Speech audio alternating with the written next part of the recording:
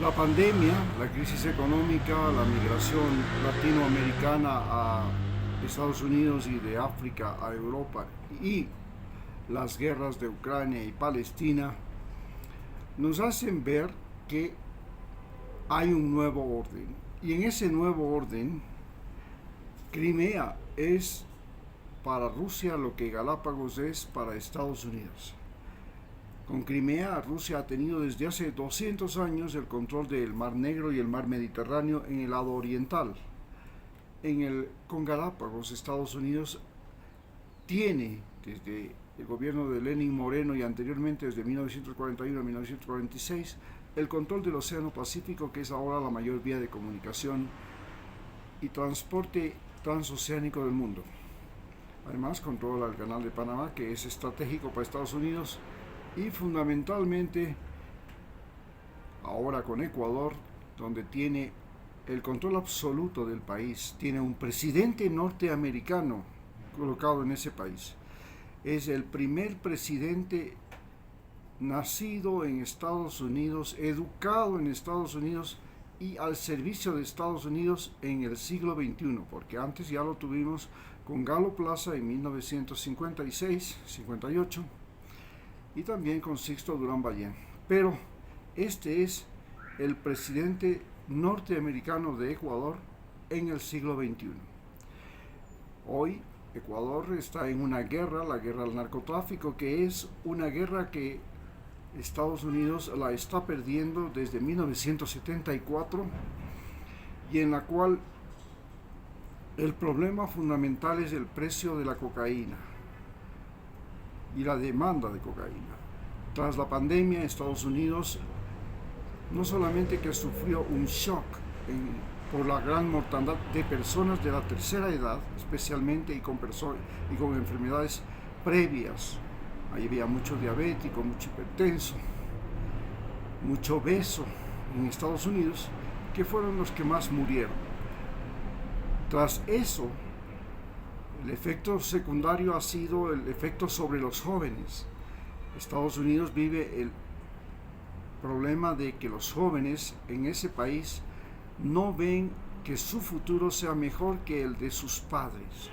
Su economía no es mejor que la de sus padres, no ven su futuro mejor que el de sus padres y les resulta muy crítico la adaptación a un nuevo orden en el cual el celular y el internet son el centro de este nuevo orden. Las redes sociales también. Y en este nuevo orden, la reacción psicológica de los países desarrollados ha sido el consumo de drogas. Porque las personas que logran tener inventiva, genialidad, creatividad en esos países han sido anteriormente consumidores de drogas, sea como ingenieros electrónicos o innovadores, como el caso del que fue el creador de Apple, y otros como los de Silicon Valley, que es en este momento el lugar de mayor consumo de drogas de Estados Unidos. De igual manera, recordemos que Estados Unidos, cuando desarrolló el cine y la televisión y apareció Hollywood se convirtió en el sitio de mayor consumo de drogas. Entonces, la diversión, el espectáculo, la creatividad, la imaginación, el cine, ha estado muy vinculado, la música inclusive, ha estado muy vinculada al consumo de drogas en ese país. En cambio, en los países pobres de América Latina, que hemos sufrido fundamentalmente porque los precios de nuestras materias primas han sido malos y los gobiernos que hemos tenido en América Latina, el sistema electoral que Estados Unidos ha impuesto en América Latina permite a los ricos y a los más corruptos ser poder, algo que ya está pasando en Estados Unidos cuando Donald Trump, un rico millonario y corrupto, es el posible nuevo presidente en ese país. Nos enfrentamos a esa situación y como consecuencia el producto más vendido, de mejor precio y mejor pagado de América Latina y especialmente de Sudamérica, de los países andinos de Sudamérica, que son los países más complicados de todo el continente, es la cocaína. Y como consecuencia, la cocaína se ha convertido en el motor social de cambio. ¿Cómo es eso de que la cocaína se convirtió en el motor social de cambio? Sí, la cocaína logró crear dentro de cada uno de nuestros países un poder que es el poder de las pandillas, de los grupos juveniles primero y luego de los grupos del narcotráfico y del grupo de la delincuencia organizada. Estos grupos se pudieron organizar y crear y juntar gracias al celular y gracias a la gran emigración del campo a la ciudad debido a la agroindustria, la maquinización, al reemplazo de la mano de obra por las máquinas, este desplazamiento de los jóvenes hacia las ciudades, creando enormes, populosos y terribles suburbios en toda Sudamérica. Terribles suburbios como los de Lima, los de Sao Paulo, los de Río de Janeiro, los de Guayaquil, que son terribles, los de Esmeraldas. Entonces, en esos terribles suburbios se organizó y se nació un tipo nuevo de ser humano que era capaz de sobrevivir a pesar de no tener trabajo, de no tener servicios públicos, a pesar de no tener agua potable, electricidad y todo. Y la supervivencia de estos seres humanos que, a pesar de que se educaron, pasaron por la escuela, el colegio, inclusive algunos de ellos por la universidad, no encontraron, después de años de estudio y de sacrificio de sus padres y propio, trabajo en un Estado y en un concepto de Estado que procuraba que el Estado sea el más pequeño, no sea el empleador más grande, como lo fue en el tiempo de Correa, sino por el contrario, sea el mecanismo mediante el cual los seres humanos son reemplazados por computadoras. Entonces tenemos que en el Seguro Social se contrata a Google para que haga desde las citas y más tarde se está reemplazando en todo el aparato administrativo y burocrático la relación interpersonal por la relación mediada por la Internet. La Internet comienza a desplazar a las personas del Estado. Si antes la maquinización desplazó a los campesinos del Estado, hoy la Internet desplaza a los trabajadores del Estado. Ante esto se crea una ola de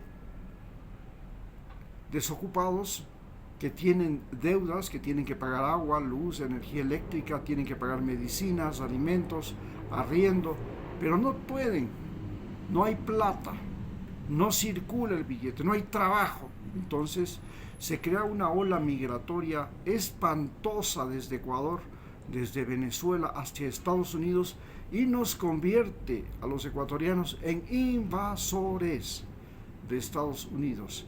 Igual que pasó cuando el Imperio Romano creó las invasiones de los godos, de los visigodos y de los germanos, tras invadir primero Germania y luego alterar el orden social que existía en ese lugar de tribus germanas, y este orden social alterado produjo las hordas de bárbaros que destruyeron el Imperio Romano. Algo similar estamos viviendo en Ecuador. Entonces, en este momento, Ecuador se ha convertido en el nuevo Puerto Rico de Sudamérica. Recordemos que Estados Unidos hizo la guerra a España y se apropió de Cuba y Puerto Rico. Pero con Cuba no pudo. Vino Fidel Castro, la liberó de Estados Unidos y se quedó con Puerto Rico. Puerto Rico ahora pasó de ser una colonia de una base militar norteamericana a ser un estado adjunto, un estado libre asociado. Ecuador ha pasado de manera acelerada de ser un puesto de avanzada desde el año 2000 hasta el 2010, donde tenía una base militar en Manta, y luego con la nueva constitución que prohíbe las bases militares, se convierte en un centro de entrenamiento militar que está en Galápagos y también en Manta. En este centro de entrenamiento militar llegan militares a entrenar a soldados ecuatorianos. El Estados Unidos está haciendo exactamente lo mismo que hizo el Imperio Romano cuando conquistaba. El Imperio Romano cuando conquistaba, lo que hacía era entrenar a las personas que capturaba para que pasen a ser parte de la sangre de cañón, digamos, de los soldados romanos que irían a morir por Roma. Y eso es más o menos lo que ha hecho Estados Unidos en Ecuador. Ahora Estados Unidos está fabricando soldados ecuatorianos, policías ecuatorianos que van a morir por Estados Unidos. ¿Y cómo van a morir por Estados Unidos? Porque van a morir para evitar que Estados Unidos consuma cocaína y tenga cocaína, se abastezca de cocaína. Y para eso tienen que morir soldados ecuatorianos. Pero además el Estado ecuatoriano, usted y yo, tenemos que pagar, y nos van a subir el IVA, nos van a subir varios impuestos, porque el ejército ecuatoriano, que está al servicio de los Estados Unidos y que está entrenado por los Estados Unidos y que está equipado por los Estados Unidos, necesita $1.600 millones para que nuestros soldados vayan a morir por Estados Unidos, no por defenderle a usted y a mí. Y la policía necesita $600 millones para que nuestros policías vayan a morir por Estados Unidos, igual que los soldados que conseguía el ejército romano en los territorios que conquistaba. El problema fundamental es que los carteles de la droga, tanto colombianos, mexicanos, de Europa, inclusive de Perú, y todos estos llegaron a Ecuador, y gracias a la corrupción creada por Lenin Moreno y a la reducción del tamaño del Estado, a la desinversión social, a la falta de empleo en el Ecuador,